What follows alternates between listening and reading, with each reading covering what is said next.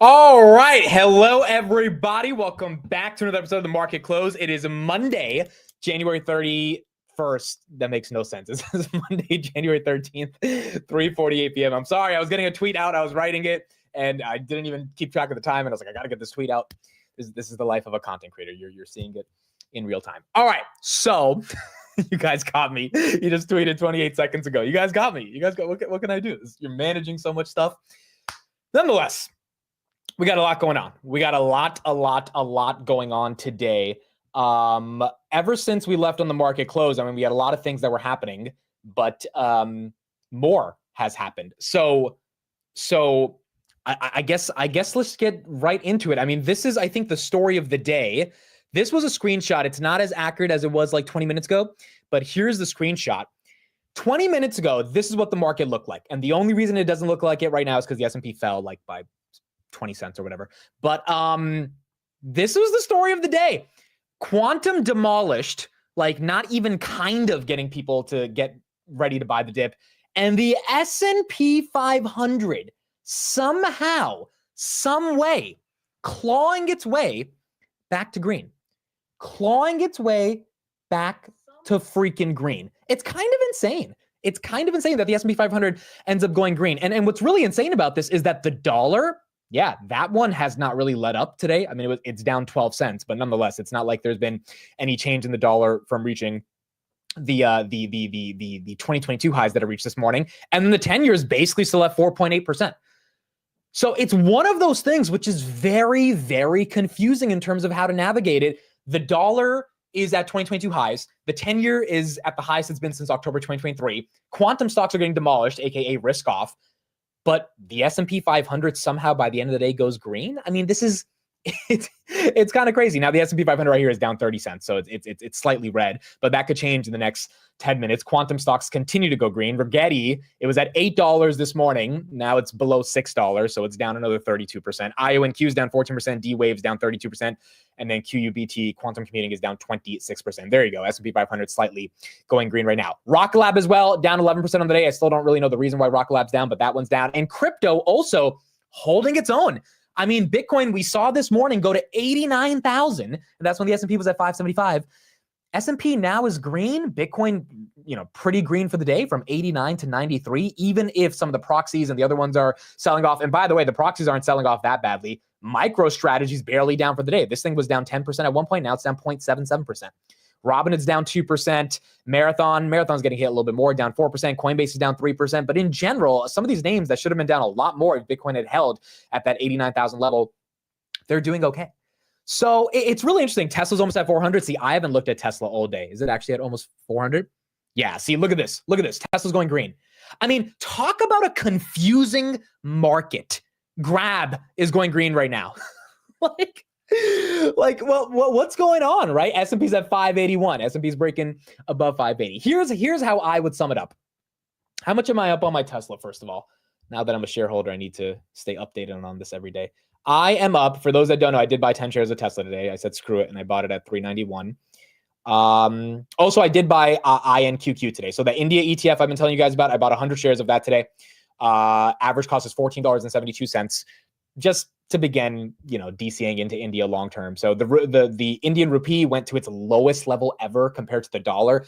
If you think the dollar is going to go down, in general, the Indian rupee should be good, which is the Indian currency. And, that doesn't mean this thing has to go up, but it means at least, every month buying a couple hundred shares gets me started into the Indian ecosystem. So that's one other thing I bought today. But Tesla was the main thing. I am up $77 on Tesla.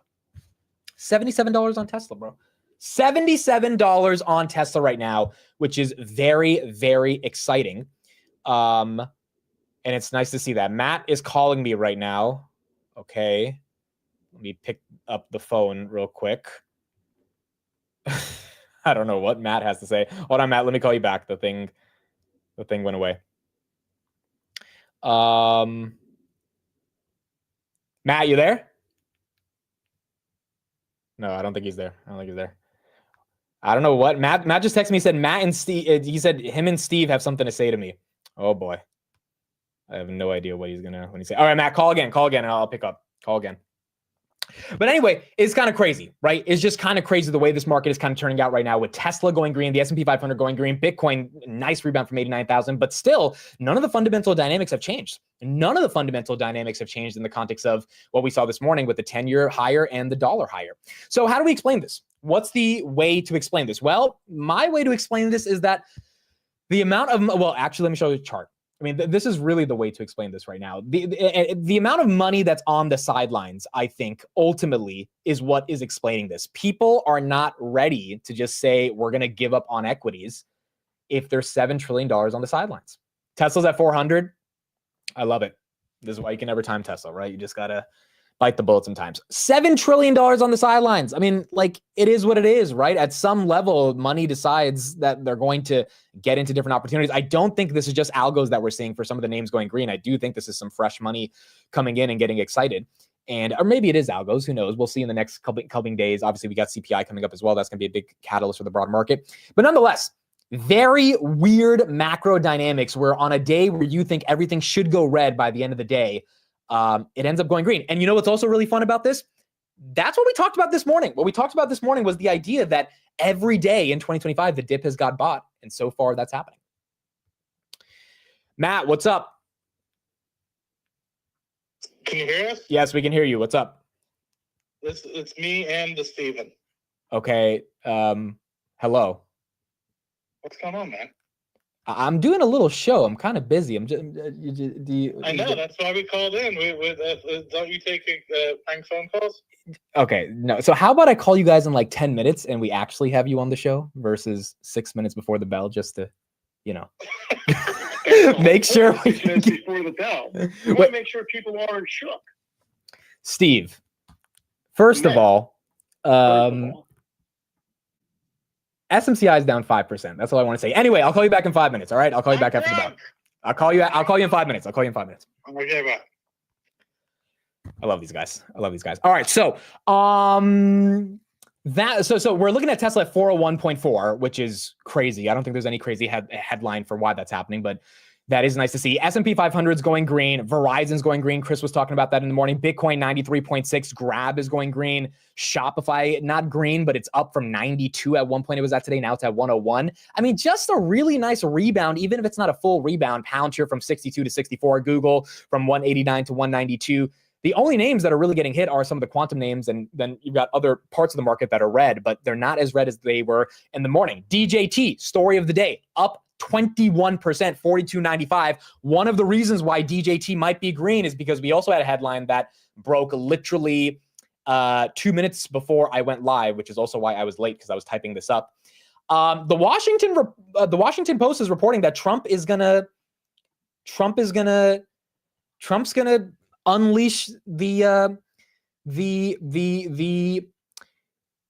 forgetting the metaphor, but basically unleash the world of crypto into the ecosystem of the United States. So Donald Trump is expected to issue executive orders on day one of his administration. It looks like they have some good sources. From the Washington Post, Sachs and members of the Trump transition team have been working closely with crypto leaders to finalize a legislative strategy, and Trump is expected to issue executive orders on the first day of his presidency that may address issues including debanking and the repeal of controversial crypto accounting policy requiring banks holding digital assets to count them as liabilities on the bank's own balance sheet. That would be big for banks that have crypto, according to a person involved with the conversations. The source said that the Trump team has made it very clear that this is a priority.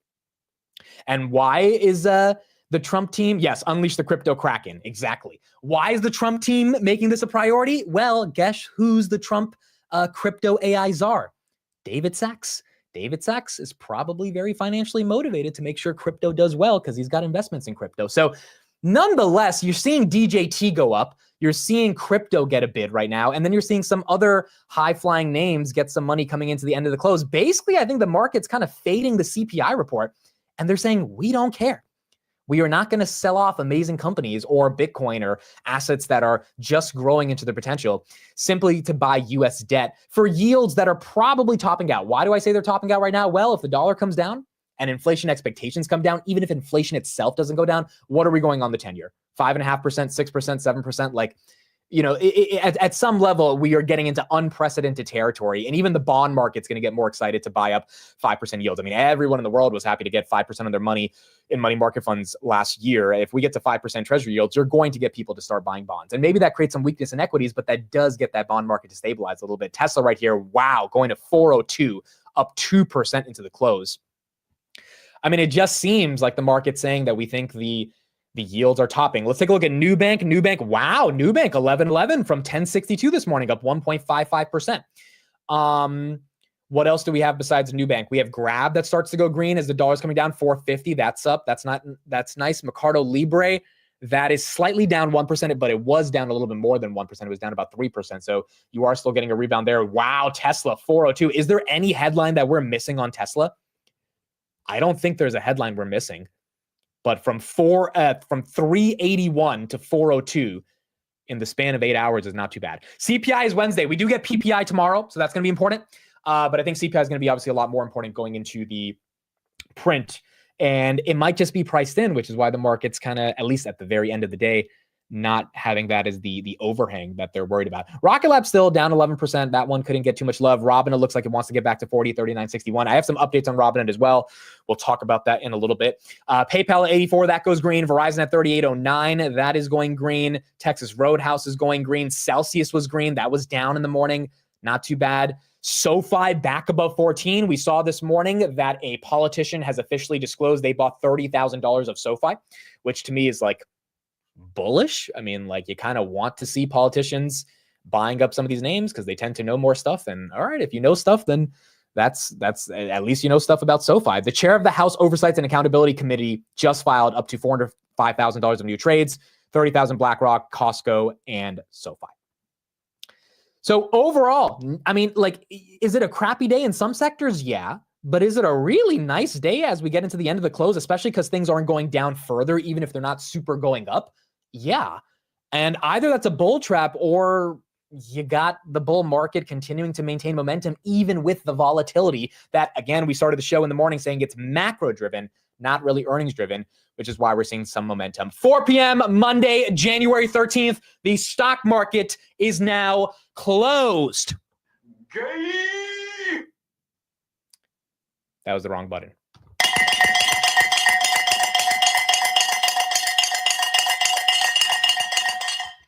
All right, markets are closed. Here we go. 1407 on SoFi. Ending the day down about 0.57%. Nubank goes green. Grab goes green. Tessie closes the day at 403. It just touched 405. This is kind of insane. I can't believe that Tesla's rallying into the close. After hours, it's at 404. I feel like there's some headline coming with Tesla that none of us know about that's going to be announced in a couple minutes or something. But this is a pretty unprecedented return from 380 this morning on Tesla. Literally $380.07 was the bottom this morning. Now we're at 404. Robinhood, 39.59, down 1.22%. The S&P 500 ends green. Not bad at all. Even Nvidia, which went below 130 today, green after hours, down 1.97%, now at 133, which is not too bad from where it was on Friday. You got United Health Group, that was up 4%. Big day for them in the Dow Jones. The Dow Jones has to be up on that. Yep, the Dow Jones is up 1%. UNH is one of the top 30 holdings. You got the QQQ, which was still red, but it was at 499. Ended the day at 505. Not too bad. And then you have IWM small caps, which ended up somehow going green. IWM was at 213, now at 217. Not bad at all for small caps. Tesla still running 405 after hours. I have no idea why, but it's green. It is still going freaking green. It's incredible. Absolutely incredible. Guys, that was a joke. I obviously knew I was pressing the gay button. I just wanted to show off the new sound I have. I didn't press that on accident. But dude, you guys had some really good recommendations. Someone texted the sound, and I was like, this is a perfect sound. This is a great sound because there's certain moments where you got to press that button. So there we go. But 405.1 on Tesla. I feel like some news is about to drop or something, bro. How does it go this green until the end of the day? Could lower CPI have leaked? Yeah, but I feel like everything would be running if lower CPI leaked. And SMCI, down 5%. NVIDIA still down 1%. I think Hood would be over 40 if we had lower CPI. I think Palantir would get back to 65. Palantir still down 3.5% on the day. I feel like we would get everything running if lower CPI leaked. This feels like a very Tesla specific thing, even if the S&P ended green. Not sure. Not sure why. But it looks like there has to be some reason. Yes, I saw this headline as well, that there are some people saying Tesla Model Y already has 50,000 orders in 24 hours, the new refresh. I don't know how accurate that is, but even if that's the case, I don't know if that's enough to get, I mean, those are pre-orders, right? Those aren't like actual revenue that Tesla's collecting yet. So it's still pumping after hours. I don't know. I really don't know. Tom Lee upgraded Tesla to 1,000. Something happened, bro. Something happened. Oh, they did surpass Audi and worldwide sales. We talked about that this morning, though. Again, the market didn't care about any of that stuff. I brought up all of those headlines in the morning, and we just kept falling on Tesla. It's a really incredible rebound. Jim Cramer might be the reason we're actually up across the entire market. I mean, Cramer, I don't know if you guys saw his tweet this morning, but he said that be prepared for a total wipeout of the market.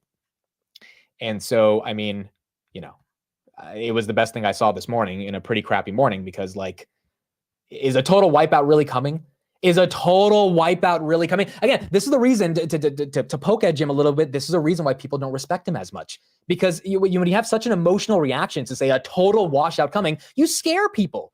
You really scare people. And that's not like people are fine if they're scared. They just want to know, are you always keeping them scared, or are you being scared for the moment and then you'll be happy the next month? People value consistency more than anything. And I think this is one of the problems with mainstream media, is like it's so reactive to different headlines versus having some level of consistency in the narrative. I know markets are not consistent, but you have to have some theme to get people to be excited to care about like trusting your opinion. If not, you just scare people. And I think that's when you tend to also get the inverse happening, because you're probably not going to be right if you're flip-flopping every single day. And I think that's another reason why markets potentially rebounded. All right, let's call Steve and Matt. Let's get them onto the show. I don't even know if they had anything unique to talk about, or if they just want to call in. Nonetheless, let's get them into the show and let's see what they have to say. All right, Matt, I'm going to add Steve on the show as well. Let's merge the call. Derek, why? Dude, I don't know why Tesla's on fire, Derek, but it is. No one knows why it's at 405. No one has a clue. The U.S. military did not buy 1 million Cybertrucks, dude. These headlines Why are you calling me? I was on the line with Matt. Okay, I'm merging the call together.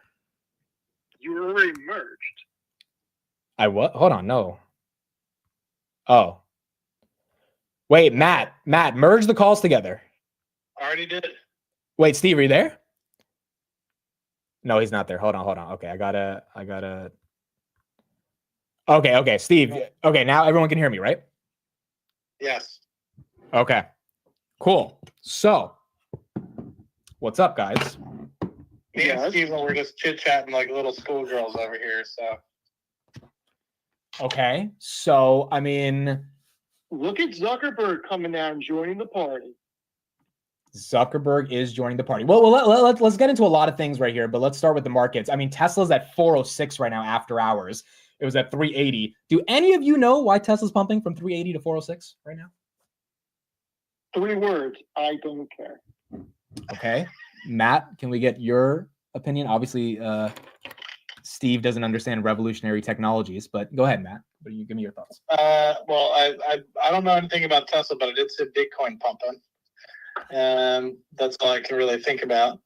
But I don't know. Is there any particular thing that came out today that would cause Tesla to run? I don't know. I feel like it's got to be some reason. By the way, Palantir earnings February 3rd. Just got that update, so that's big. That's actually early. Usually it's in the middle of the month. But you got Palantir earnings February 3rd. Derek just texted me a screenshot. Apparently, he bought some 380 calls on Tesla that he is nicely up $71,000 on. Congrats, Mr. Derek. I always thought Palantir was the first Monday or Tuesday of the second month of the quarter. It's usually February 12th to the 15th, but yeah, I guess we're doing February 3rd. I just want to make sure that you're not getting shook about Palantir right now. No, I'm not getting shook about Palantir. Hold on, guys. So let me read this. This is a 380 call that expires June 20th. He bought it today, so that one's not long dated. That's why the returns are a little bit better. because if it was long dated, it wouldn't be as different. But I don't know. Maybe 380 potentially was the bottom here today. Okay, so yeah, I'll try to find some headlines on Tesla and see what's going on here. But yeah, Palantir, February 3rd. Let's get Steve's thoughts on that. Steve, how are you feeling about Palantir right now? I mean, I'm still shocked that people thought I was crazy when I said it was overvalued at 80. I mean, look, it's not that many people disagreed with you, to be honest. We were just giving you a hard time.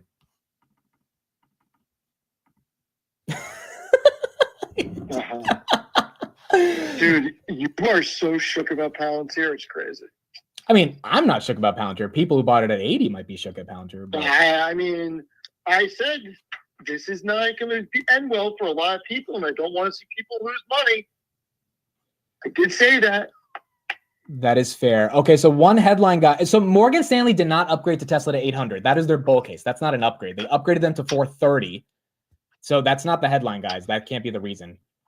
Because we saw it this morning. That's their like bull case that it plays out like that. Someone saying Elon tweeted new FSD model is seeing 750% increase. That could be the reason. I did see that stat today. Maybe that's why Tesla's pumping, but yeah, this is the tweet right here. But I don't know if that's enough to pump them as much as it pumped from 380 to 405 after hours. So that could be the reason.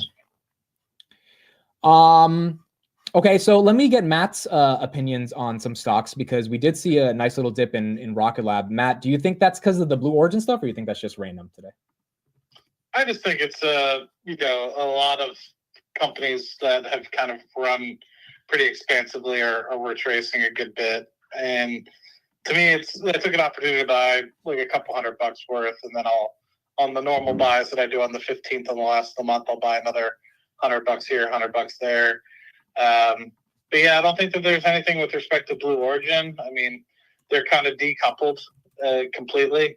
The Blue Origin launch was not supposed to be launching the Escapade, which is Rocket Lab's Mars mission.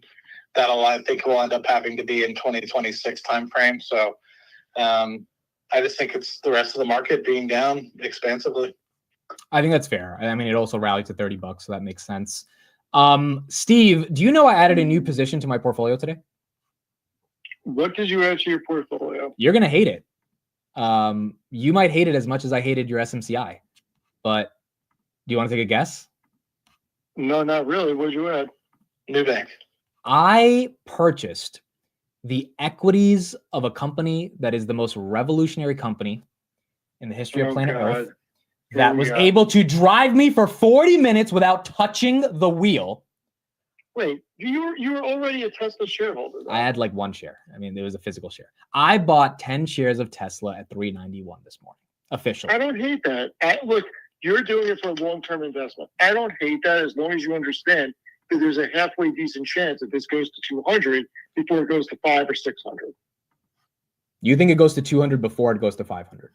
I said halfway decent chance. The thing is overvalued, and if this Q4 earnings are not great, spectacular, it could retrace. Long term, I think it's a great investment. It's just short term, I think it's going to be volatile. I mean, yeah, it's definitely going to be volatile. I could be bag holding this tomorrow. So, I mean, that's just the nature of Tesla. But, dude, after Steve, you and I'm going to start a YouTube channel around FSD. I need you in the car with me one day because you're local, and I need to drive you with FSD. Are you down to do that? Okay. Yeah, sure. Okay, because I know you hate like computers and stuff, but like I think these computers. No, it's not that. My thing is FSD is not real until I can lay down in the back and take a nap. Dude, it's getting to the point where you can get there. I mean, it's not there yet, but it's like really getting there. And I think in 2 years it'll be there. Like I really do. Okay, but how come Waymo's there? Well, Waymo is different in terms of the technology they use, first and foremost, and also in terms of the and also in terms of the markets that they're going after. Like, yes, it's definitely self-driving to an extent, and robotaxis haven't launched, but Tesla's version of FSD, from my understanding, AI, neural nets versus LiDAR, it's just a different experience. And when they get it right, we're talking about getting it right. You know what I mean? There's only one getting it right. You get it right, you get it right. There's no variation in getting it right. Also, as someone says in the chat, Waymo's geofenced, which is not the same thing as Tesla having pure autonomy. I mean, like Waymo's not pure autonomy yet. It's good. I'm excited. I'm just saying. I'm excited. I'm excited. I'm a Waymo. But hey, how about quantum computing? Oh yeah. Long What is Google. your yeah? Let me get Matt's thoughts before your thoughts. Matt, what is your thoughts on the quantum conundrum that we've seen today? You know, I'm not educated on the subject, but I always thought it was a little bit long in the tooth, and I don't know. Like I said, I'm uneducated on the subject, so I feel like I'm going to get torn to shreds regardless from either side.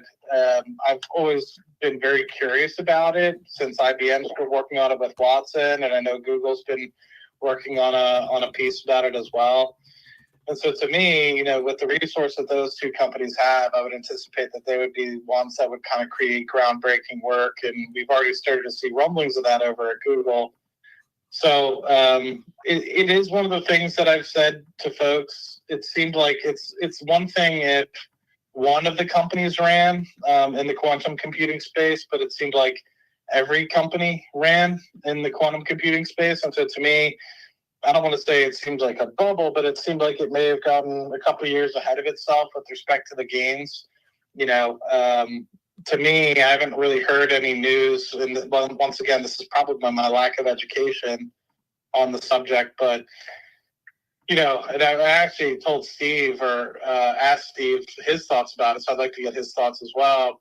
It's like due to my lack of education, I asked Steve straight up. I said, do you think Jensen and Zuckerberg are saying what they're saying because they're trying to do what Jamie Dimon did with Bitcoin? You know, in 2 to 3 years' time, they actually think quantum is going to be a revolutionary space, and they just don't want to see costs, you know, go up in terms of the inflation to get materials or the inflation with respect to the competition or what have you.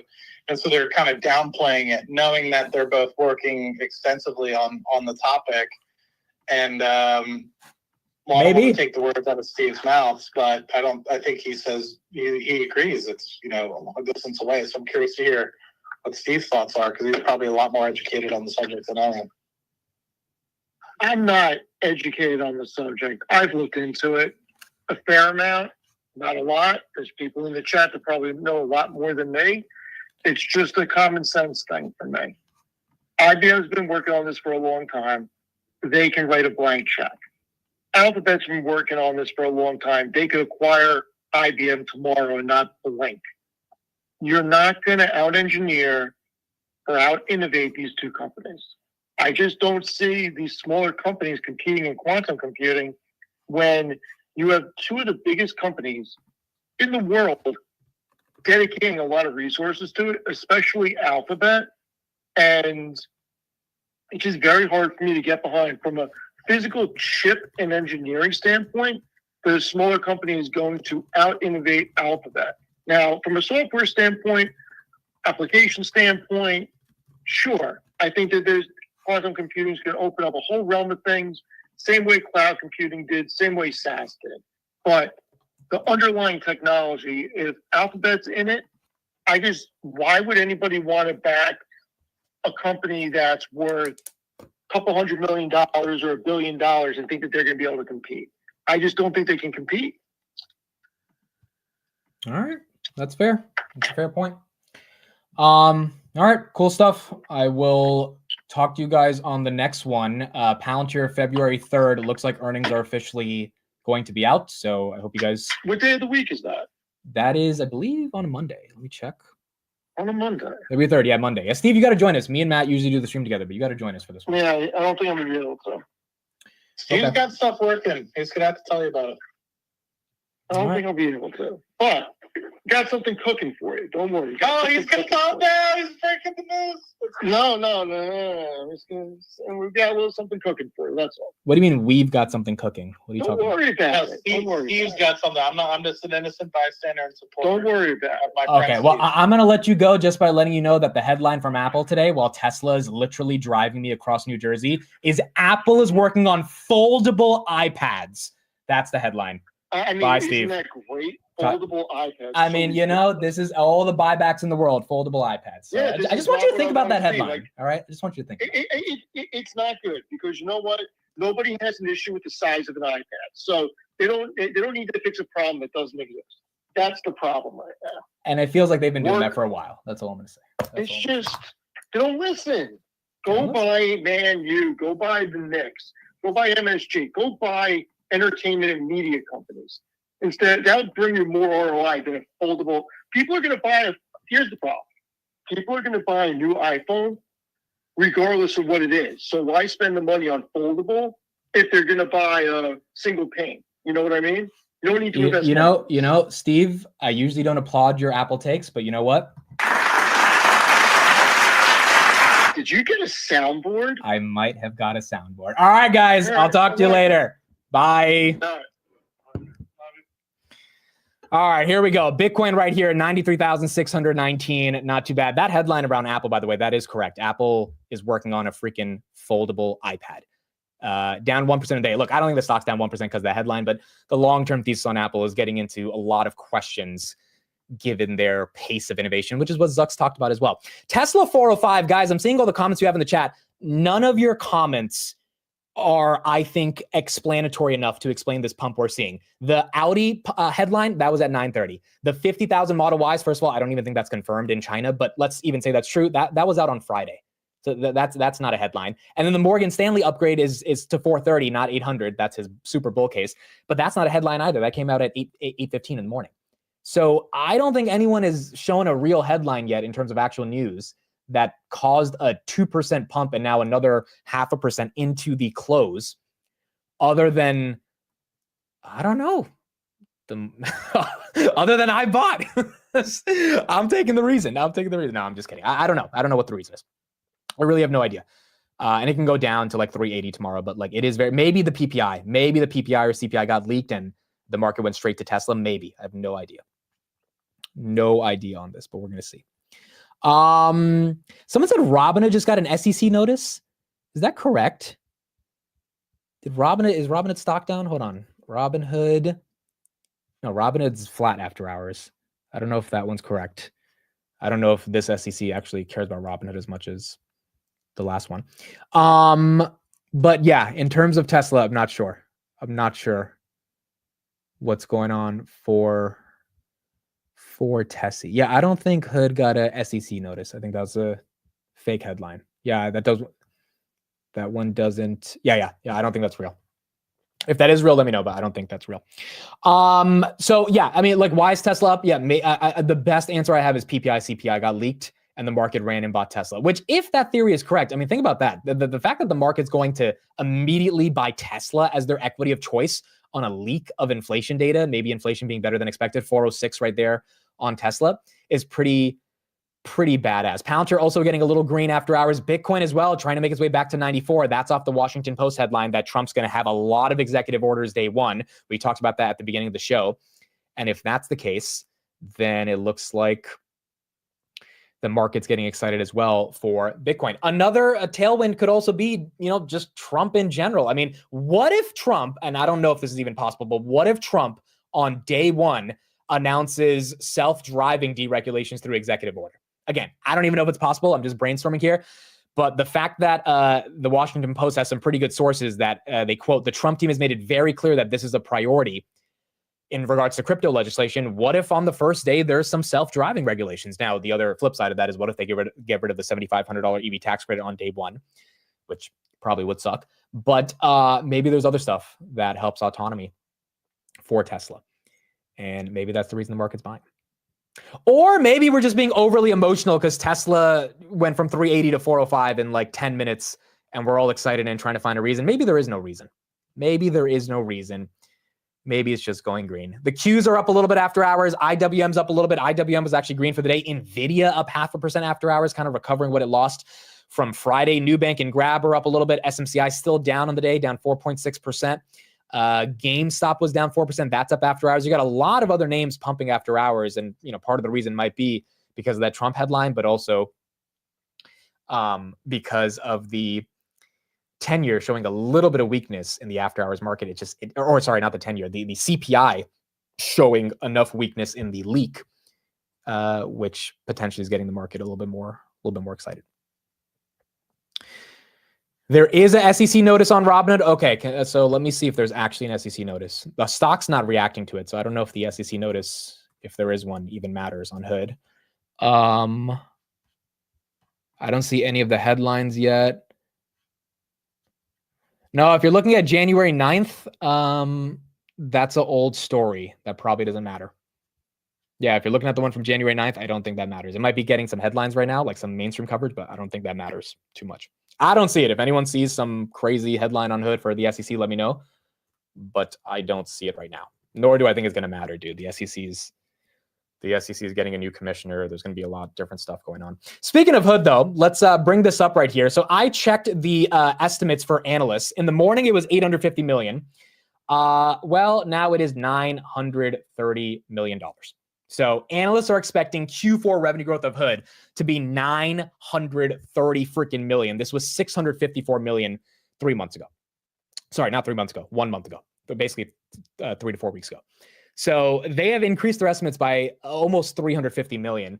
And obviously the street's getting pretty damn excited about what Robin is going to do in Q4. This also coincides with the updates we got today on Hood. We'll talk about NVIDIA after that in a second. Hood got a $60 upgrade from JMP. They're now matching the street high from Mizuho at 60, and Barclays got them from 49 to 54, which is also very exciting for Hood. Now, the quick thing I'll say on Hood right here, and the reason this is getting exciting to me is because even though Q4 is going to be wild, especially with these analyst expectations, if Q4 is good, but Q1 is not that good, I think that is going to create one of the best dip buying opportunities in the market for Robinhood. Because if there's any macro-driven dips after they show $1 billion of revenue, then the PE and more importantly, the forward PE are going to be crushed if the stock stays flat or goes down after the type of growth they put up in Q4. And given their cash is going to stay the same, if not increase, because they're free cash flow positive, Robinhood's still going to have $5 to $6 billion in cash, which means their enterprise value will go down if the market cap goes down, if the stock goes down, which is just going to make their enterprise value to sales, their EV over sales, look incredibly attractive. So, and not to mention management has $900 million that they can use to buy any dip. So when it comes to Hood, we're going to get a monster Q4. And if that Q4 ends up leading to a dip for whatever reason, I do think that dip is going to be exciting to get on Hood. Palantir's up a little bit after hours. Rocket Lab up a little bit. Tesla continuing to pump 406.5. We hit 407.39 at one point. Hood, whatever SEC notice they got, it seems kind of bullish because Hood is up 0.5% after hours. Apple's flat. Bitcoin trying to make its way back to 94,000 currently right now. Yeah, guys, I think it's CPI or PPI leaked. I think that's what it is. I really do. Nothing explains old is green after hours besides that. The Trump headline from the Washington Post is cool, but that's not enough to get everything pumping. And then there was no specific news on Tesla or any of these other names that are up. So I feel like it's a little bit of a leak. I feel like that might right here be the case.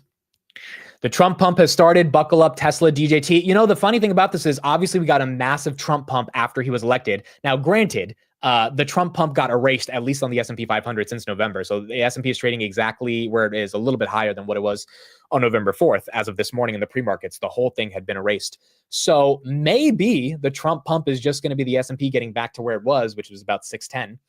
And if that's the case, you know, we do have about 5% more upside on the S&P 500. Or this is just some front running before we get into President Trump getting sworn in. DJT was up 21% today as well. I don't know. I don't know exactly what the most reasonable explanation is, given that the 10-year and bond yields are still pretty high along with the dollar. It's not like that collapsed at 359. So not sure why it's Grab going green before the close was kind of strange. I agree. Like the dollar, like the 10-year still at 4.8, and the dollar didn't come down it came down 10 cents. This is not enough to get Grab to pump if it's only based on the dollar. And if the dollar really comes down a couple bucks, if it goes to 106, 105, does Grab go back to 570 like it should be at? If all this is macro driven, and if all this is macro driven, is this the best time to buy the dip? I think we are going to have to see that over the next couple weeks. Or is it a bull trap? Let's get sentiment in the chat. Let's see what you guys think. Let's see if you guys think we are in a little bit of a potential bull trap here. I'm not going to lie. It does kind of feel bull trappy. Like it feels bull trappy just given the randomness of the pump. But Derek says not a bull trap. I don't know. I mean, like, what is the reason why we're green? Like, how did all this pump happen towards the end? I mean, literally at 3:55, this started. And it is very weird. It's either algorithmic and it's trappy, or it's like the market saying, screw it, the 10-year stopped. Remember, do you guys remember inflation in June of 2022, 9.9%, and the market went up? Some of you guys will remember this.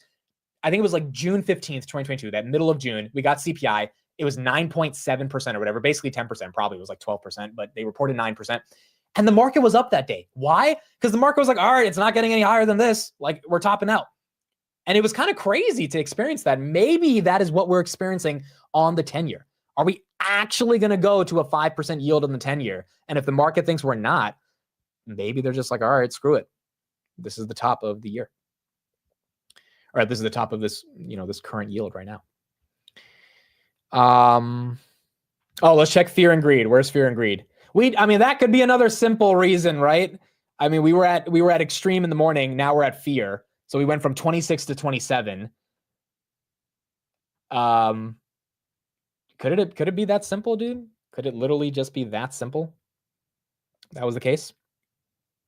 Because if it's literally, we hit extreme fear at 3:58 and then the market started rebounding to get to fear. It's a simple explanation, but maybe that could be an explanation.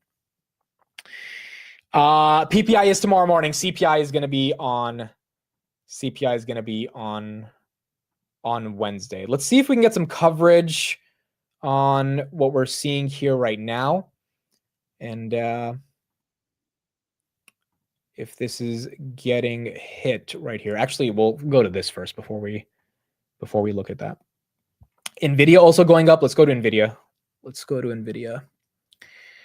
Bitcoin, Bitcoin was at 89,000 this morning. This is what I mean. Like, this is everything's green after hours. Everything just went green. NVIDIA's up almost 1%. What is happening, bro? This doesn't feel algorithmic, dude. It like everything. SMCI is green. S&P is green. GameStop is green. PayPal, Verizon. If it is algorithmic, the algorithms hit literally at the end of the day, and now 30 minutes after the day closed. Moderna is still down. If Quantum's up, then something's crazy going on. Quantum is still down. Dude, holy crap. Quantum's down another 2 to 3% after hours. Rigetti's down 5% after hours after being down 32%. IONQ's down 1%. D-Wave's down 2%. And then QUBT's down 1.84%.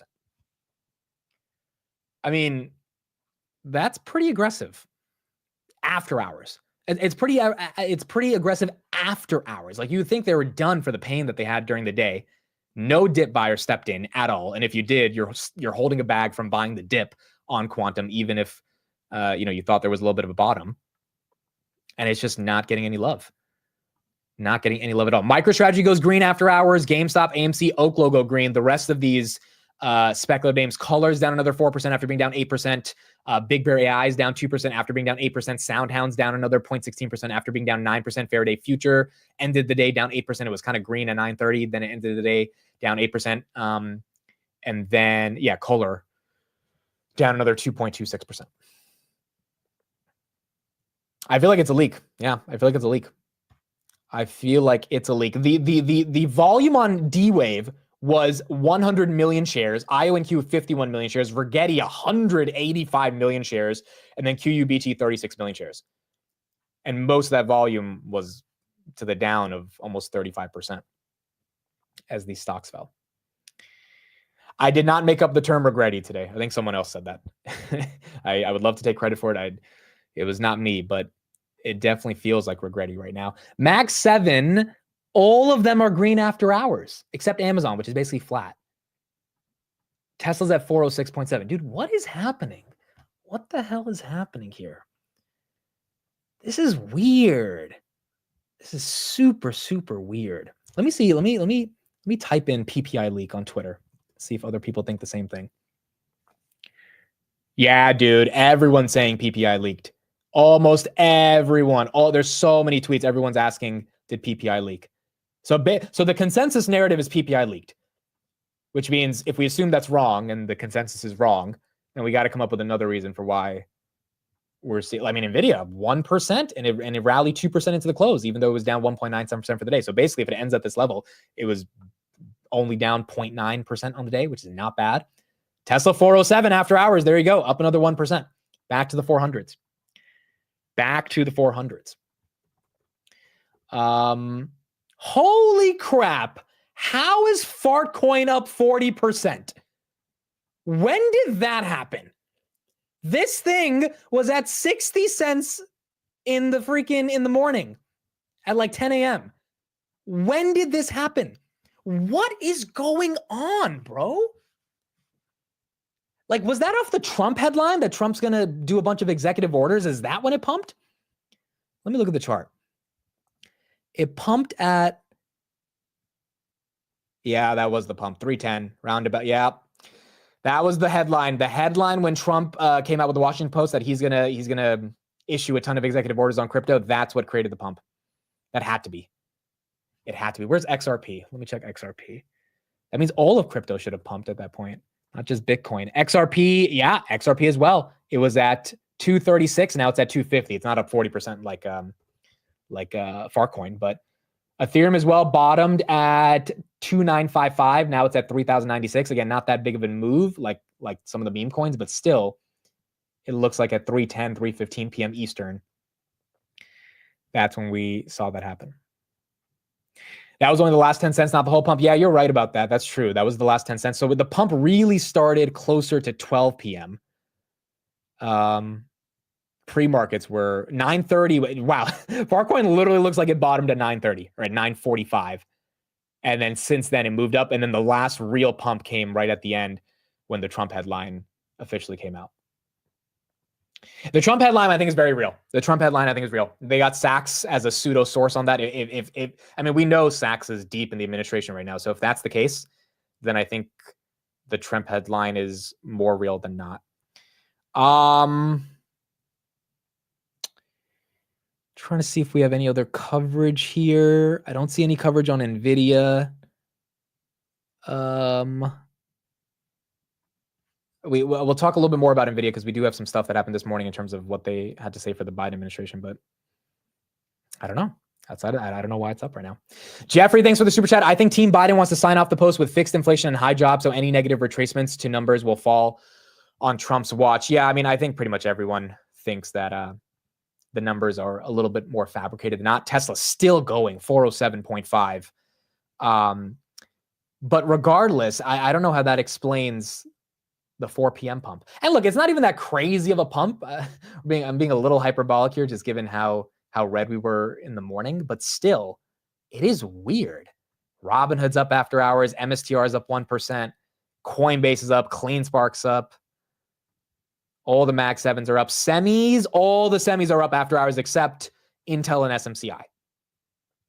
Intel and SMCI. Every other semi is up. By the way, Micron got upgraded to 125 today, so even though they fell 4%, they're up. See, like all the semis don't go up after hours with the Mag 7s and the crypto proxies unless there is a market-moving event, which might end up being a leak of PPI. That might be the case. SEC announces a $45 million settlement with Hood. Okay, thank you for that headline, Eric. We've been waiting for like a real headline on that. So SEC $45 million. Let's see if I can get some coverage on that. Okay, so they're fining them $45 million. I mean, that's not too crazy. It is what it is. This is probably for a lot of historical things that have happened years ago. It's funny that they're doing it on the day before or like the week before they're going to get a new commissioner. It's another middle finger Biden's giving to the crypto industry. Like they don't have to do that, but it looks like they're doing it. Nonetheless, Hood is pumping on this. Like you would think chopping off $45 million from top line revenue is bad, and Hood doesn't care after hours, or at least the market doesn't care right now. So it looks like that's what we're saying. Yeah, Hood's up on the news. That's weird. You would think that's either the market knew this was coming or they don't care about $45 million. Also, I don't know if that's going to hurt their Q4 earnings. Maybe Q1 it affects them a little bit, but maybe not Q4. The dollar is still up right now. Dollar hasn't gone down. Dollar's at 109.83. And on top of that, we haven't even been able to get to it. Palantir earnings February 3rd officially. Let me pull up the press release. Interesting they're doing it that early. They usually don't do it that early. It is going to be after hours. But it tends to happen in the middle of February. They're doing it February 3rd. First Monday, they're getting it done. It's going to be a big one, folks. This is going to be a big one. The reason this is going to be a big one is because we have never pumped the way we have pumped on Palantir until, before an earnings like this one. And so, like, this is going to be the one where the street's going to be like, all right, we gave you all the market cap. Now show us the growth. And it's time for them to show the growth. And if they can show the growth, we're going to get some love. Oh my God, is Tesla at 408? What is happening? How, like, dude, there's got to be a headline. 407.9, it hit 408.3. There's got to be something. There's got to be something that's happening. This is not just retail traders buying it after hours. There's no way. Oil is over 78, correct. Oil is at its highest level in the past 5 months. So another reason inflation might be a little stickier. But market's still not getting, super, super upset about that. Model Y refresh going on sale in Germany tomorrow. I don't know if the 50,000 China Model Y headline or any other refresh headline about Model Y is the reason Tesla's getting a pump. I feel like there's something else to this. The Morgan Stanley bull case came out at 9 a.m. That's not the reason. It's because of you and your FSD rants. I don't think it's because of my Bill Ackman FSD tweet that I put out this weekend. I think it's something else, but I don't know what the reason is. All I know is I'm up $165 on Tesla, and it feels very nice to be making some money on Tessie. We officially have a mint Tesla build. Dude, FSD did it. FSD did it for me. It did it. FSD did it for me. It really did it. I feel like it was a good post too, because I spent some time writing it out. And the fact that Elon took a break from tweeting about all the other stuff he tweets about to retweet that post, Elon was like, all right, we're not going to talk about Britain or the UK or politics. We're just going to retweet this FSD thing. And then 2 seconds later, he went back to quote tweeting stuff about politics. So I guess it was enough for Elon to care about for a second. DJT's down 2%. NVIDIA's up 0.5%. Hood up 0.33%. Google up a little bit. Apple up a little bit. And then Bitcoin, wow, breaking through 94. That's nice. Breaking through 94. Did you write it during the drive? No, dude. Dude, if you even pick up your phone for 2 seconds, the FSD thing is gonna just get mad at you. And I've already gotten a strike like at least 10 times, bro, because I'm a little compulsive with it. And now I'm like, I don't want them to suspend me from FSD, because they'll do that. If you do it enough, they'll just take away FSD from you. But at a red light, it's really good. At a red light, they're chill with it. But if you're actually driving or supervising the drive, Tesla's going to get mad at you. 408.08 on Tessie, up another 1.18% after hours. It's not the Morgan Stanley price target, guys. I know some of you guys are just seeing that headline. That headline came out early in the morning. That's not the reason. Whatever is the reason, I don't think anyone knows, but it's nothing conventional. Any of the news you're seeing on Tesla right now, all of that news came out like 7 hours ago. So it has to be something else. You've only gotten a strike 10 times. I thought you only get 3 of those. Maybe it's not a strike. Maybe it's just a warning. Like it's that blue thing that comes up on the screen and it's like, buddy, pay attention. I've gotten those like 10 times, but maybe that doesn't result in a full-on strike. I put my phone away way down right next to my knee. Dude, I've heard some wild stuff of people getting away with it. People have done some crazy things to like use their phone during the drive, which means when we're finally unsupervised, oh my God, dude, the amount of people that are just going to be on their phone or their laptop, which should increase productivity, right? Theoretically, it's probably going to be bullish. Shopify's up a little bit. Kava's up a little bit. Robinhood up a little bit. Tesla 1.25%, continuing the pump, not slowing down yet. Continuing to hold on.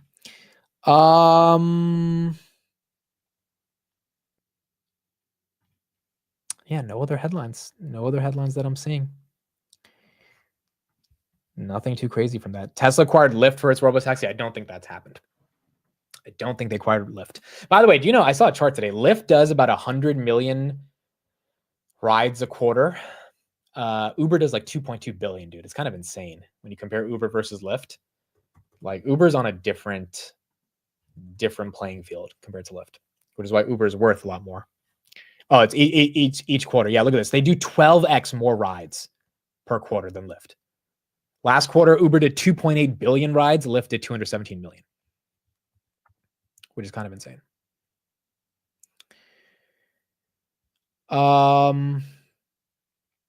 Yeah, we talked about the Morgan Stanley bull case. That's not it.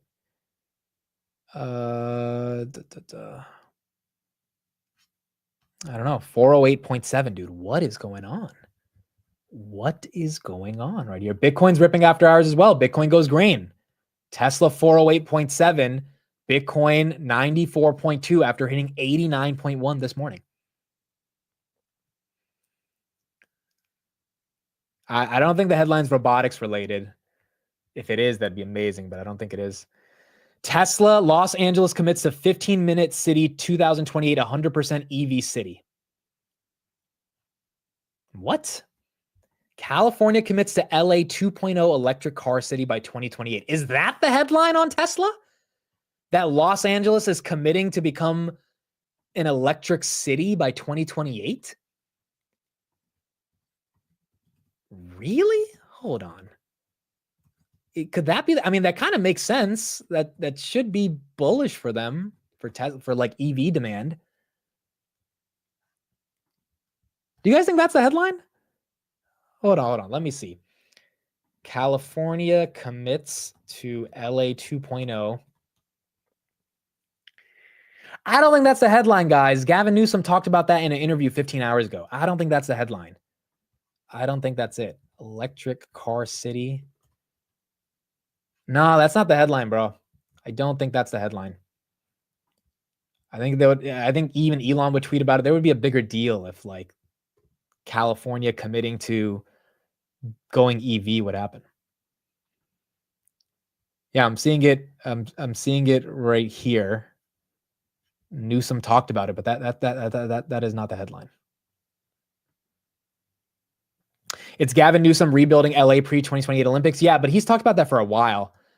Wow, Tesla 409. Holy crap, dude. I don't think that's the headline. I don't think Newsom trying to get California to be more electric, especially in a time like this. Like, I don't think the headline is California, after the worst fires they've seen ever, is going to go more electric, is the reason why Tesla's pumping. Like that's a very weird and odd reason for Tesla to pump. I think it's PPI, folks. I think it's PPI. Bitcoin right there going green, 94.4. I think it's PPI. Maybe tomorrow PPI comes in way lower than what we thought. It's either that or it's a bull trap, dude. It's one or the other. 60% of you said no on the bull trap. 41% said yes. So 60-40 on bull trap or no bull trap. Oh, yeah, we got to ring the bell. We got to ring the bell for Tesla breaking out after hours here at 4:08. There you go. Wait, do you guys hear it? Do you guys hear it? Oh, no, I don't think you're going to hear it. I don't think you're going to hear it. It just gave me some weird warning. It said browser is not playing audio. Yeah, you probably didn't hear that one. That's weird. I think that's... Wait, did you hear it? No, you heard it? You heard it? Okay, perfect. Good. All right, so let's do it again. Let's do it again then. We got to do it, dude. We got to do it. We got to do it. Dude, 408.7, dude. Holy crap. This has got to be Elon looking at the stock right now. All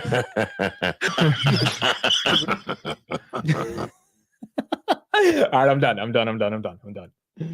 Although we have some good, we have some really good sounds you guys suggested. We have some really good ones. Some tweets are saying Tesla acquired Lyft. There's no way Tesla acquired Lyft, bro.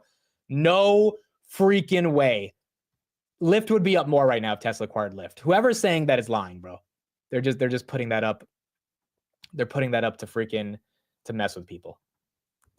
Dude, if Tesla buys Lyft, I will eat 5 buckets of, no, I'm not going to do that. I'm not going to do it. Not doing it. Not letting myself get trapped in that one. Because if they did buy Lyft, I'm not buying that Waymo. Not buying the Waymo. I'm not buying that. I'm not eating that mayo. I said, I'm not buying Waymo. I'm not eating that mayo. Yeah, there's some accounts tweeting this stuff, bro. There's some accounts tweeting this Tesla acquire Lyft nonsense. There's no way. No way. There's no freaking way, dude. But that's why I'm not betting the Mayo. I'm not doing the Mayo bet. I will do the Mayo bet when it's time to do the Mayo bet. This is not a Mayo bet, even though I think it's as close to a Mayo bet as you can get. Dude, Tesla's not buying Lyft. But then again, it is pumping. Dude. Like, what is going on? What is going on, dude? Oh my gosh. Oh my gosh. Why would they buy Lyft? I guess for the distribution, but they don't need Lyft for this shit, dude. I could understand buying Uber, even though Uber would be almost 10% of their market cap, which I don't hate that idea, dude. I really don't hate that idea, but buying Lyft is just weird. Elon would never buy Lyft. Yeah, dude, Elon would never buy Lyft. That's weird. The Morgan Stanley bull case is not the reason. It's not the reason. That's not it. I think it might be an inauguration rally. Yeah, but the inauguration is still 7 days away. It's not happening tomorrow. Robinhood's now down 1% after hours. Maybe the SEC headline hit about paying $45 million. I'll go deeper into that. Now we have a topic for Hood Weekly. I mean, I was going to talk about some other stuff, but if we have to pay $45 million, we'll definitely discuss it on Hood Weekly. In general, my raw reactions to that, I haven't read through the SEC filing or anything, but I think it's a nothing burger. I don't think it matters. Robinhood paid a $99 million fine back in Q3 of 2023. Like they're getting rid of a lot of the fines that they had to pay from 2021 when the regulators started going after them. It's just, it takes a year or two to get like the trial to then definitively create the fine. And so all these fines that they're getting are really from a couple of years ago. It's just like the cost of doing business. They just have to pay that stuff out and move on with their lives. So I really don't think that matters too much. Rocket Lab's up a little bit after hours. Palantir up 0.26%. IWM up a little bit. Q's up 0.118. And then Tesla 1.36, continuing to get some love. All right, cool. That's what we got on Tesla. All right, so let's get some other coverage because we got a lot of other stuff going on, and we'll get through a couple other things that I wanted to talk about. That was a kind of wild close, but nonetheless, we do potentially have a world in which maybe PPI is better than expected, and that's why the market's getting a little bit of love here. So let's take a look at this. A couple different headlines I wanted to pay attention to as well, particularly around different things going on with different stocks and different reactions to those stocks. So let's start off with this one. We got the Zuckerberg thing that we talked about this morning. I want to play this real quick. And then we'll get a little bit more deeper into what's going on with Meta and potentially how the market interprets Meta going into the end of the Supreme Court TikTok battle. So let's play this real quick and then we'll keep going from there. It's a new year and a new Mark Zuckerberg, the Meta CEO, continuing to cozy up to President-elect Trump's new administration. This time in an interview with Joe Rogan, but not everyone is buying the MAGA makeover. Deirdre Bosa digging into whether the strategy could backfire. Deirdre, in today's Tech Check. Hey, Sarah. Yeah, so Zuckerberg's critics, some of them calling his turn opportunistic, disingenuous, spineless even, because for all of his recent comments and actions to appeal to a more libertarian or conservative audience, there are past efforts and actions in the other direction, like the promotion of progressive values on his platforms and within his own company. There's also been stricter content moderation policies during the 2020 presidential election. Now, shortly after Zuckerberg's latest Joe Rogan interview published on Friday, Epic CEO Tim Sweeney posted on X, after years of pretending to be Democrats, big tech leaders are now pretending to be Republicans. Be aware of the scummy monopoly campaign, he says. Now, Sweeney has long hit out against big tech's dominance, especially as Epic Games. This is the company behind Fortnite, especially as it's locked in a legal battle with Apple over its App Store policies, which restrict Epic's ability to earn more money on the platform. This is really something that Sweeney and Zuckerberg have been aligned on. So it was interesting for him to come out and slam all of big tech in the wake of Zuckerberg's Rogan interview. Meanwhile, Zuckerberg's comments slamming Apple for not inventing anything new since the iPhone, that had users calling him out for buying Instagram and WhatsApp and making copycats of Snap and Twitter. His own following has also been skeptical of his new ideals, with one of the most liked comments in his Instagram post last week detailing Meta's new fact-checking and moderation policies. It reads, "You're just an opportunist. You just switch to the winning side. And indeed, guys, there have been other tech leaders that have been far more outspoken on these sort of MAGA ideals long before it was trendy or convenient. A few names that come to mind: Coinbase CEO Brian Armstrong, Substack's Chris Best, Andrew's Palmer Luckey, and Palantir's Alex Karp. This is a fact perhaps not lost on the president-elect himself. At a press conference last week, Trump was asked whether Meta's policy changes are a direct response to the threat that he has made against Zuckerberg. He replied, probably. But Trump also said that Facebook has come a long way, and he called Zuckerberg impressive. So leads us to this question: is Zuckerberg's offense working? I would say that is unclear right now, but it does seem like it's going to work if TikTok gets banned. So the point she's making about all these other CEOs getting a little bit more or having a little bit more of a backbone than Zuck's is absolutely, 1,000% correct. Karp, Brian Armstrong, all these guys, Elon Musk, obviously.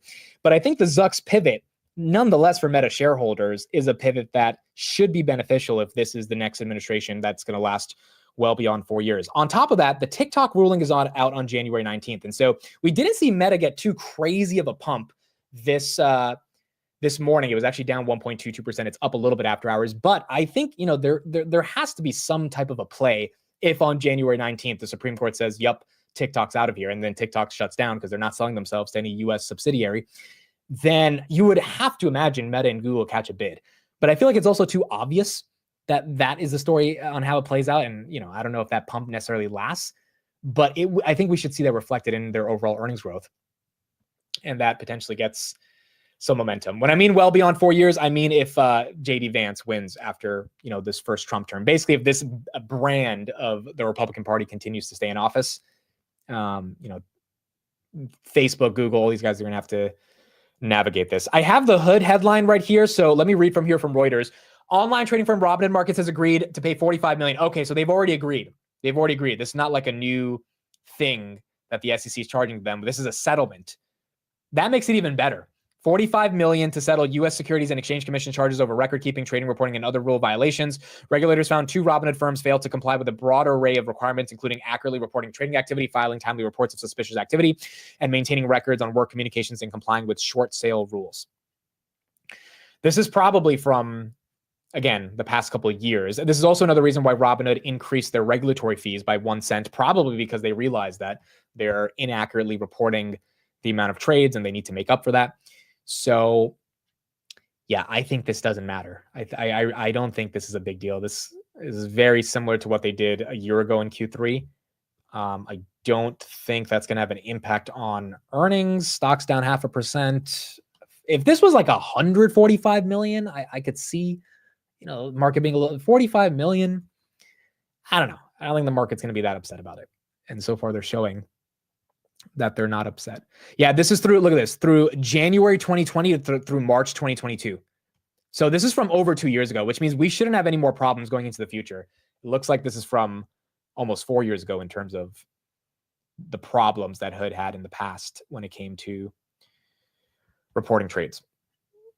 So, all right, 45 million out for Q1. Probably not going to be a Q4 thing. Out for Q1. We got to make up that 45 million somehow. But that is the headline on Hood. Settled is the most important part. Correct. It is settled. Speeding ticket. Yeah. Does feel like a little bit more of a speeding ticket. So maybe they didn't report my income to the IRS. I mean, that's possible. If they didn't, the IRS is going to send you a letter anyway, because they're eventually gonna find it. Okay, cool. Let's talk about what we got going on over the next couple of days, because we still have a lot of stuff happening. So tomorrow we have PPI, which is going to be important. Again, it does feel like PPI leaked. We're going to see if that ends up playing out. We have CPI on Wednesday. That's going to be the most important to see how the market reacts. Tesla 408 right now after hours. Still don't know why Tesla's pumping, but maybe it's because of a PPI leak. And then Wednesday, we officially start earnings as well. So not only do we have CPI in the morning at 8:30 a.m., basically at either 8 a.m. or closer to 8:45 a.m., we're going to get all the banks that start reporting. They might even report at 7:30 a.m. before the CPI. So Morgan Stanley, Goldman Sachs, Wells Fargo, Bank of America, Citigroup, very, very important financial institutions. They'll be reporting. And that, along with CPI, is going to make up how we play this week. Again, after hours pump is pretty weird. Don't have a reason for it. Bitcoin is well pumping. Maybe it's off the Trump headline. Maybe it's off a PPI leak. But nonetheless, if we can carry this momentum going into tomorrow, that wouldn't be too bad. Also, the other reason again could just be I already mentioned it, but that fear and greed index, maybe it just got to extreme fear and people stepped in, algo stepped in, whatever it may be. And if we get back to extreme fear, aka levels we had this morning, maybe that continues to be the case. Especially because earnings growth so far has not disappointed, because we haven't really had earnings yet across the board outside of Delta, which was great, and Jeffries, which was great. But January is going to give us an understanding of how good it is. What if the PPI leak is fake? Yeah, it could be. It could be. A lot of this stuff runs off random narratives and things that people think is true, but is not true. So I guess tomorrow we'll know for sure what's going on with PPI. Is this the first mini pump of 2025? So I don't even think this is a mini pump, because we've had intraday spikes before. But again, it's the same thing we've been talking about. Every time we get any meaningful dip, we get people buy, people come in, right? Someone in the market decides, you know what, it's time to buy.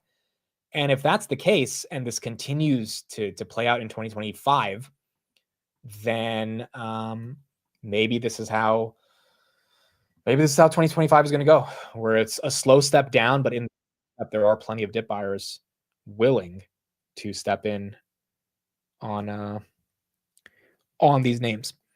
Did we have a company do earnings? Oh, we did. We had KB Home. I don't know about this company, but we did have a home builder, it looks like, do earnings. Let's get to those results. I didn't even know they were reporting today, but it looks like we have that. Let me see if I can play that here.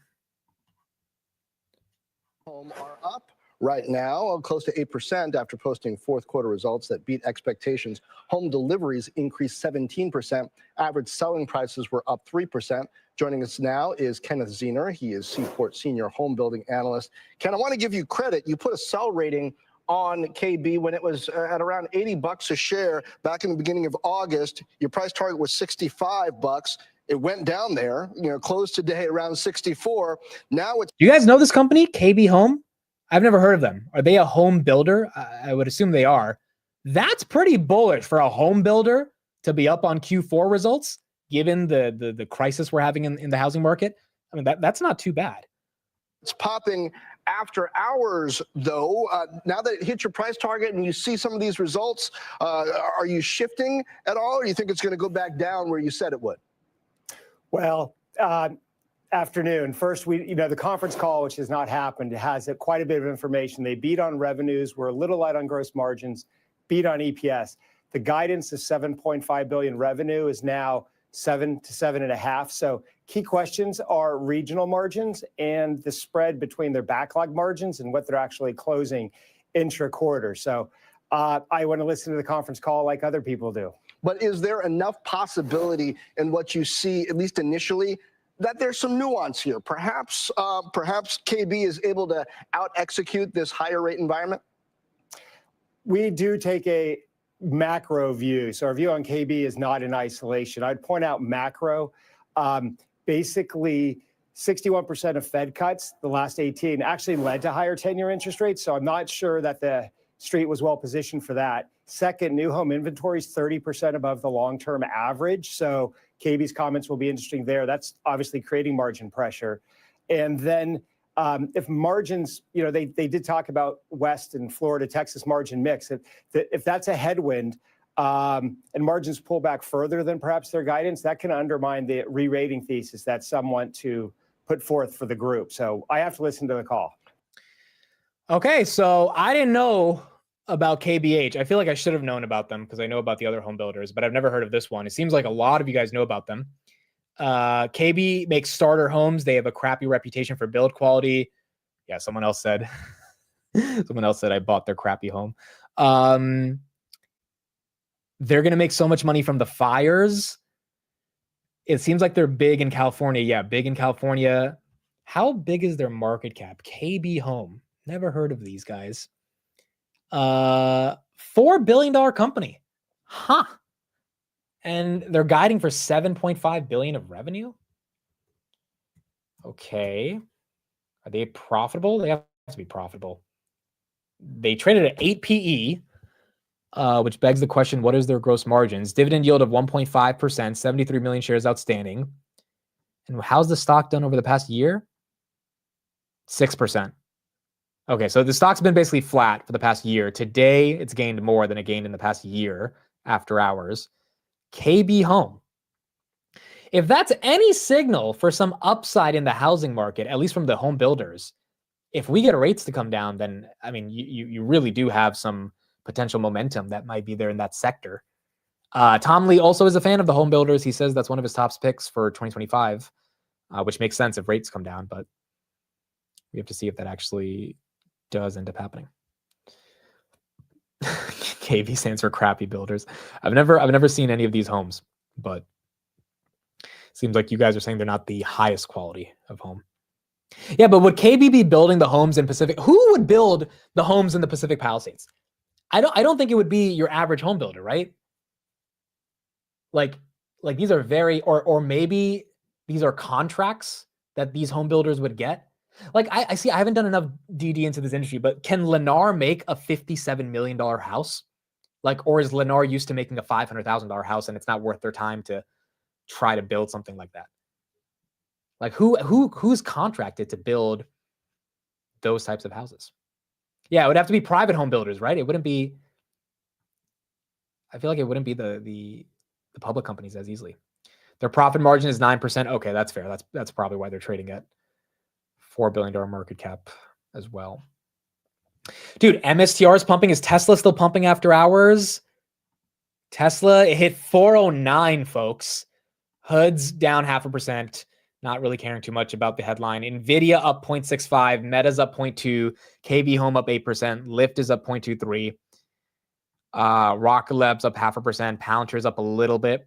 The Qs are up a little bit. MSTR, I think, is pumping after hours. MSTR, yeah, MSTR is up 2% after hours, 333, after being at 305 this morning. And Bitcoin nicely at 94.3 right here. What a weird market close, bro. This was a absolutely weird market close. We got another rating from Palantir, Jeffries. They just put this out. Jeffries reiterates price target of $28 on Palantir. They write Palantir is down 15% year to date, but still trades at 46 times EV over next 12 months revenue after rallying 340% in 2024. Insider selling continues to increase with the CEO selling $2 billion of stock. Active institutional ownership increased 5 percentage points to 32% post the NASDAQ 100 inclusion, which may reduce the retail premium going forward. We believe there is more downside ahead on multiple compression. So Jeffries continuing to be a bit bearish on Palantir. Let me check if we had some more insider selling today on Palantir and Robinhood. Let's see. No insider selling today on Palantir. Let's check Hood. Hood insider selling. None today either. All right, so no insider sells on Hood or Palantir. Yeah, 28. They still continue to have 28. You think it's a Tesla pump to earnings, but Tesla earnings are still 2 weeks away. I don't think it's a pump before earnings. It wouldn't happen this quick. And it definitely wouldn't happen before the inauguration, and it wouldn't happen before CPI, because those are two things the market wants to price in before they would give it any level of a pump, in my opinion. I don't know, bro. Like this entire show, we've been trying to figure out what's happening, and my best answer is PPI. But I don't know if that's the real reason. SoFi as well. Wow, SoFi up another 0.5% after hours. It makes me feel like PPI is the reason. If SoFi and Tesla and Nvidia, all of them are going up after hours, and it's not just Tesla. Yeah, Bitcoin's up as well. Bitcoin up as well. I don't think Tesla's buying back their stock. Tesla doesn't buy back their stock. When's the last time Tesla bought back their stock? I don't think it's been a while, bro. And I believe they have $25 billion in cash, and they have not actively bought back their stock. Is it 25? It's definitely in the billions of cash. I'm pretty sure it's 25 billion, around that range. They don't tend to buy back their stock. They tend to do stuff with their money, especially because they're in growth mode. I mean, I don't think we would want to see them buy back their stock.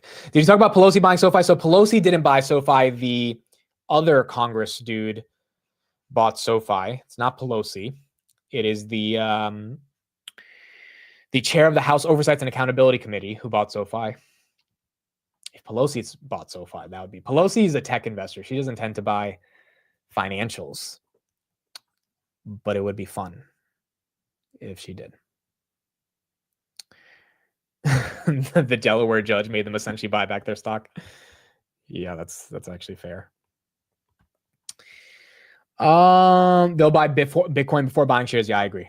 Tesla's not gonna, dude. Tesla's not like Apple. They know where to put their money. They are gonna actually use their money. Ian says Tesla Giga Berlin Model Y will roll up production tomorrow. Again, Ian, I don't think that's the reason Tesla's pumping. I confirming that they'll start producing the Model Y, the refresh, is not a reason, in my opinion, for this thing to moon. It's like, okay, cool, you're producing the car that you're supposed to be producing. Maybe I'm being too cynical about it, but I don't think that's the reason. I don't think that is the headline. Oh yeah, where was AMD? We didn't even look at AMD today. AMD up 1%, 117. Bottomed at 113 this morning, or 114.5 earlier this morning. It's because of Mid starting an FSD channel. Dude, I'm actually really excited to start it. I'm gonna have fun. And Steve said he would come on the show, so we'll get Steve in FSD. I don't know, dude. This thing could be back down to 380 tomorrow. Who knows? Tesla is incredibly volatile. But I'm already feeling the emotions. I only own 10 shares, and I feel the emotions of a Tesla shareholder. I'm like, oh my God, why is it happening? What did Elon say? What did he put out? What did Trump say? Who knows? Who freaking knows? Bitcoin right here at 94.4. Let me see some other headlines after hours if we missed anything.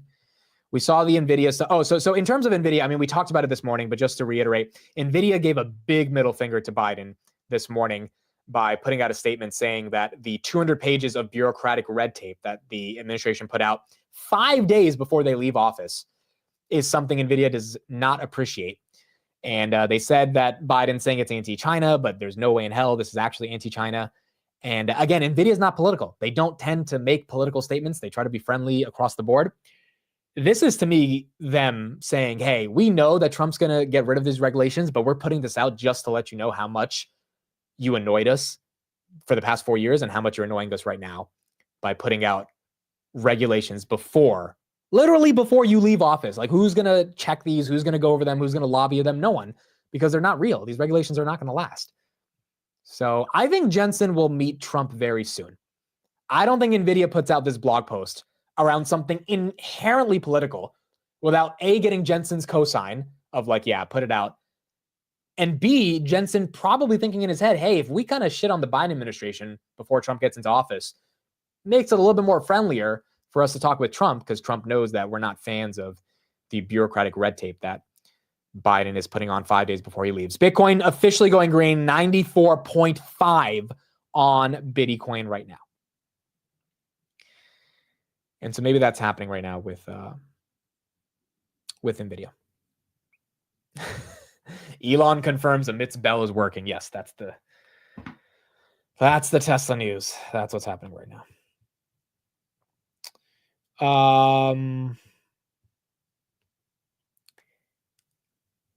Gary Gensler is going to be on CNBC tomorrow at 3 p.m. and at 8 a.m. Eastern. Oh, that'll be interesting. So Gensler is going to be on CNBC at 8 a.m.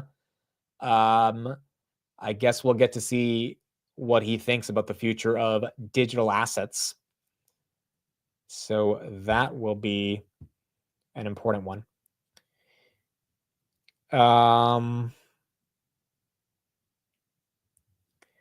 Gene, I just got your DM. Some people are saying it's a technical breakout.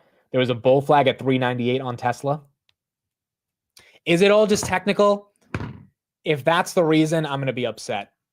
Because as much as I love Technical Tuesday, I care about the fundamentals, bro. I want there to be a real reason. Because a technical breakout could also reverse off any real fundamental news, and then the flag could change to the downside, right? It's like, I want there to be something real for Tesla pumping outside of just something that traders can take advantage of. If it literally is just a technical breakout, then it's not as fun, but maybe it is. Okay, we'll end off on this. Oh yeah, let's listen to this guy. So we got Julian Emmanuel on CNBC right now. Again, this is one of my favorite analysts from Evercore. He was super bearish for 2023, then he flipped bullish in 2024, right at the moment where you were supposed to become bullish, and so he kind of timed it perfectly. But he's on CNBC. Let's end the show here, getting his thoughts and see where we go from there. Julian Emmanuel is the firm's senior managing director. He joins us here on set. Julian, great to see you. Great How to be much here. more weakness are you thinking of? Probably not a lot more. Okay. So we came in essentially December the 18th, the FOMC changed the outlook on how to think about volatility. And we finally get this idea where, yes, there's damage being done by virtue of higher yields. And yes, at what was then 25 times trailing earnings, markets are going to be vulnerable to less than perfect news. And we've had a lot of less than perfect news over the last several weeks. But when we think of the manic swings in sentiment we've seen in just, frankly, since the beginning of the year, and you superimpose that on the fact that earnings season is starting Wednesday, you're going to get a CPI report on Wednesday, and you're going to get a new president inaugurated on Monday, even if some of the information there is less than perfect for markets, you're going to have resolution of uncertainty to a certain degree. So to us, we think you possibly test 5,700 on the downside. If things get, incrementally more ugly, maybe down to 5,520. But for us, the bigger picture is we think you're going to 6,800 by the end of the year. So thanks for being here. So if you were to get to that 6,800, what do you think what makes up that perfect environment in terms of unemployment, inflation, financial conditions? What's the perfect brew there? The most important thing is that the 10-year yield remains in check. What's check? Okay, check is basically, call it 450. You could nudge towards 5%. But frankly, if you look at the entirety of this bull market going back to October of 2022, stocks have had difficulty, as they are now, when you get above 475, and you've actually only spent one day at 5% in that entire time, and that was the end of the biggest correction that we've had this entire cycle. So to us, that is the thing, because the Fed, I don't care what anyone says, the Fed's not hiking rates this year. Let's put that aside. And we don't think there's a recession. But what you're left is how effective the bond vigilantes are going to be in dictating what the limits of policy and dictating where multiples can go. Are you worried at all, though, about inflation as it relates to, look at copper prices going higher here. Look at oil prices going higher. I realize there's been fundamental news around the oil market. I don't think so much around copper. What we're seeing feed through here, look, a lot of people have the Fed funds rate means nothing to what they pay for their mortgage, for their houses, corporate borrowing. I think inflation is going higher. And I think leaving the Fed aside, how does that play into the equity market? So, look, over the long term, inflation in manageable dollops tends to be positive for equities. We know that's one of the rationales. I think you have to think about it within the context of what the intent is this year. And when you look at the Fed, they're likely going to tolerate inflation being a little bit stickier the same way they did last year in the spring, simply because their read right now is that the longer term 10-year yield moving up the way it has is likely going to moderate financial conditions from overheating. After being inverted for the longest time in history, the yield curve is now as steep as it's been probably in 4 or 5 years-ish. Good or bad? At net, good, okay? I think this entire cycle, going back to post-pandemic, the return of quote-unquote normal price of money and normal term premiums, we both know that in our careers, this is still very low in terms of where the yield curve is, and you could go a lot higher. Our concern is that it happens in a more disorderly way if there's a reaction to policy as it evolves over the next several months, but we don't expect that as our base case. Julian, great to see you. Thank you for stopping by. Thank you. Julian Emmanuel. So steep yield. That's good for banks. We're going to hear from them. JP Morgan traded. I agree with pretty much everything he said. Again, this is one of my favorite analysts. I think he has a level head. The fact that he's saying get rid of this whole rate hike conversation already, right? Like that's That's what you want to hear from an analyst, not because I don't want there to be a rate hike, but because we're not hiking rates. Like, that's just not happening. I'm not going to do the Mayo bucket bet on that because you never can trust J-Powell, but I'd be willing to, bro. We're not freaking hiking rates. That's not happening. Inflation would have to be back in a pretty aggressive way. And Chris had a great take this morning about all the different deflationary tailwinds we have. We're not hiking rates, which means if that's the case, then it's going to be a question of if earnings growth is good and if that 10-year can stabilize. That's what basically Julian's thesis was. And he has 6,800 on the S&P, which is a little bit more than, I think, 15%. Which, dude, 2 years back-to-back of more than 20%. If we ended this year at 15%, I don't think anyone could be upset. Like, that's 3 years in a row of pretty damn good gains. Definitely beating the historical average, which would not be too bad.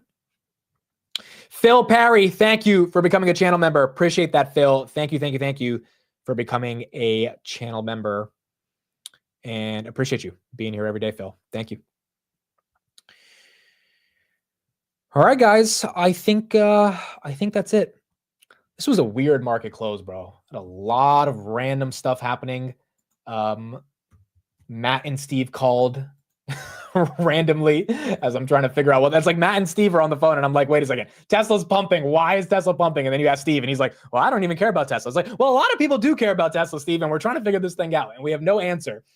So it's just so much random stuff. And then on top of that, you had Bitcoin with that Trump headline. The reason I was late to the market open is because I was finishing up that tweet from the Washington Post. And then you had Palantir earnings come out after hours, at least the date. And then you have this Robinhood settlement. I mean, so much shit after hours on a Monday to start off the second trading year, or the second trading week of the year for 2025. Crazy, crazy, crazy day as we end out the year. Phil has joined the cult. Yes, correct, Phil. You have officially joined the cult. I'm not doing the bet. I'm not doing it. Too scared of J-Powell. But we're not raising rates, dude. We're not fucking raising it. If we raise rates, dude, there's no, this is like, inflation's not at that, but core PCE is under 2%. We're not raising rates. But I'm not going to bet the Mayo bucket just because I'm not doing it. Tesla back to 409 after hours. I still don't feel right about not knowing why this is happening. As someone who analyzes the market for a living, you need an answer sometimes. And when you don't get an answer, it's really annoying. And usually you get an answer pretty quick. I mean, the market, like, dude, not that many things happen in the market without people knowing about it. And if they do know about it, eventually the truth comes out pretty quick, even if, it's within minutes, because people who are going to make their money off the news, they already made it. And so then the news can get released. Tesla 409, it's still pumping after hours. Something's fishy, bro. Something's fishy.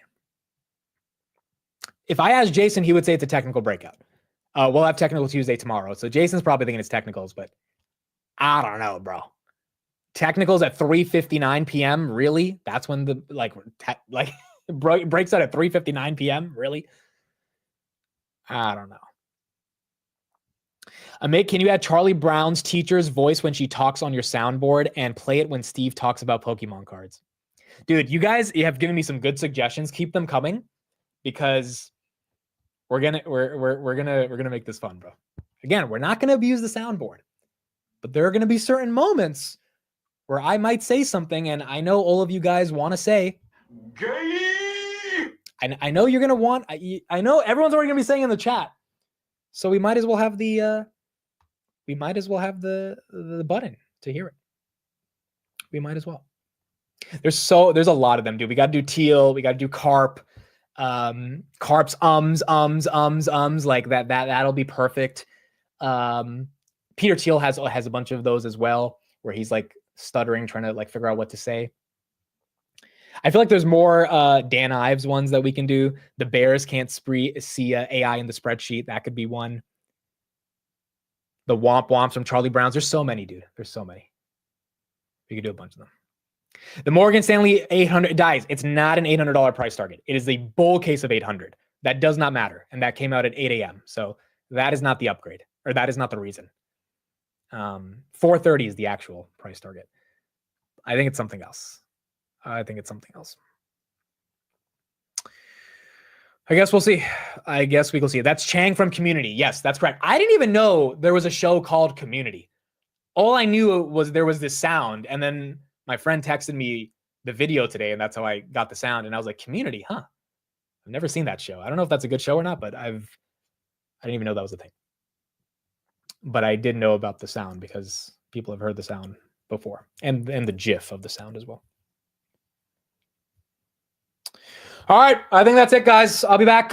We're gonna have Hood Weekly later today, so we'll talk about this settlement. That'll be the headline for today. We were gonna talk about some other stuff, but apparently this settlement seems like it's the most important. You know, my response to the settlement, which is gonna be the same response I have on the show, is this emoji. I mean, like, this is nothing, bro. This is all right. 45 million. It is what it is. And that's it. You told me you put Community on your watch list. Okay, I definitely lied. I didn't do that. I don't even remember saying that, nor do I remember hearing you tell me to do that on my watch list, Michelle. I did not remember that. All right, that's it. Thank you, everybody. We'll be back at 9:30 for Hood Weekly, and then 8:45 a.m. tomorrow. PPI will be out, and that'll be very important. Yeah, money printer sound. We need that as well. We need that as well. It'll be good. It'll be good. We'll fill it up with a lot more sounds over the next couple of days. All right. Bye, everyone. Have a good one. I'll see you guys later tonight and then tomorrow morning. Bye, everyone.